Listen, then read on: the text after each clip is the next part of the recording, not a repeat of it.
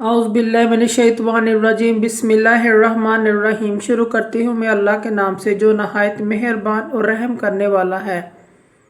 मोअज़्ज़िज़ सामीन कराम, अस्सलामु अलैकुम रहमतुल्लाहि व बरकातुहू। उम्मीद है आप खैरियत से होंगे। अल्लाह पाक आपकी तमाम जायज़ हाजात को पूरा करे। अल्लाह पाक आपकी तमाम मुश्किलात का हल फरमाए, आमीन। आज हम बात करेंगे ख्वाब में प्यास को देखने के हवाले से। इसकी मुख्तलिफ सूरतें हैं और मुख्तलिफ ताबीरें हैं जो इस वीडियो में बयान की जाएंगी। अगर आपने इस चैनल को लाइक और सब्सक्राइब नहीं किया तो कर दें, घंटी के बटन को भी दबा दें ताकि आपको आने वाली वीडियो का नोटिफिकेशन मिल सके।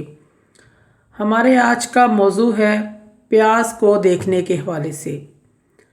ख्वाब में प्यास को देखना मालो हराम हासिल करने, बदनाम होने, गैब और चुगली इख्तियार करने की अलामत है। बाज़ उलमा इकराम फरमाते हैं अगर कोई शख्स ख्वाब में प्यास को देखता है तो ये शर की अलामत है, यानी इसको शर पहुँचने वाला है या कुछ ऐसे लोगों से इसका वास्ता पड़ने वाला है।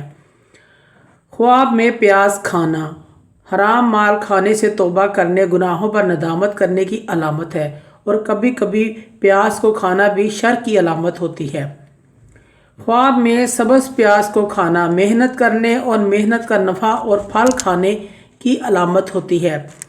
ख्वाब में बहुत ज़्यादा प्यास खाना जिस्म के सेहतमंद होने की अलामत है और रंजीदा होने और लोगों से जुदाई की अलामत है। अगर कोई शख्स बीमार है और ख्वाब में प्यास खाता है, अगर थोड़ा प्यास खाता है तो ये मौत की अलामत है और अगर ज़्यादा प्यास खाता है तो ये सेहत की अलामत है और शफा पाने की अलामत है। कोई शख्स ख्वाब में प्यास देखे मगर खाए नहीं तो ये खैर की अलामत है। ख्वाब में कोई प्यास के छिलके उतारे, छीले तो खुशामदी होने और चापलूसी करने की अलामत है। अगर कोई बहुत ज़्यादा प्यास देखे और वो ताजर है तो बहुत ज़्यादा माल मिलने की अलामत है। अगर मुसाफिर आदमी ख्वाब में प्यास देखे तो ये सफ़र है, सफ़र से सही सलामत वापस आने की अलामत है। मुअज़्ज़िज़ सामीन कराम, अगर आपको हमारी ये वीडियो अच्छी लगती हैं तो इसे सदका जारिया समझकर ज़्यादा से ज़्यादा शेयर करें। अल्लाह पाक आपकी दिली मुराद पूरी करे। अल्लाह पाक आपके हामी और नासिर हों। जज़ाकल्लाह।